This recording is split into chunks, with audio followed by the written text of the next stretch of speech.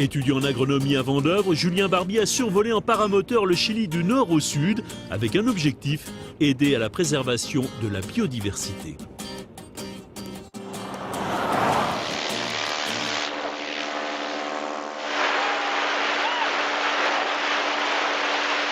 En août dernier, je me suis envolé vers le Chili. Pendant 5 mois et demi, j'ai parcouru 4600 km à l'aide de mon paramoteur. Et je suis allé au Chili pour réaliser une étude de la diversité des territoires et des enjeux environnementaux qui sont reliés à ces territoires.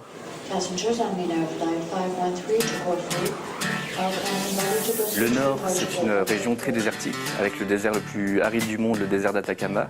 Ensuite, on rencontre une région centrale tournée vers l'agriculture d'exportation, et une région au sud qui s'appelle la Patagonie, qui est très jolie, mais où les contraintes naturelles sont très fortes, avec du vent froid, de la pluie et beaucoup d'eau.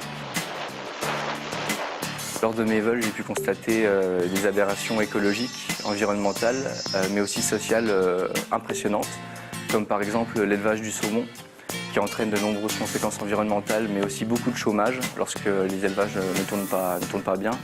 L'industrie minière, l'industrie du cuivre, qui est une force de l'économie chilienne, mais qui au niveau environnemental constitue un désastre. Et aussi l'industrie papetière, avec la production de cellulose, qui entraîne le déplacement de populations qui sont expulsées de leur terre. J'ai accumulé 4000 photos aériennes lors du projet au Chili. J'ai eu aussi l'occasion de travailler avec des partenaires locaux, notamment des associations de protection de l'environnement, pour qui les photos aériennes s'avéraient être de très bons supports de communication ou de très bonnes manières pour en savoir un peu plus sur la diversité. C'est une mission de 6 mois qui vise à sensibiliser la population du Grand Nancy au développement durable. Donc je rencontre des écoles primaires où j'organise aussi des conférences avec le grand public. Je trouve qu'en France, le développement durable a pris de bonnes racines, mais de plus en plus, les collectivités territoriales très proches de chez nous l'utilisent à des fins de marketing et à des fins de communication.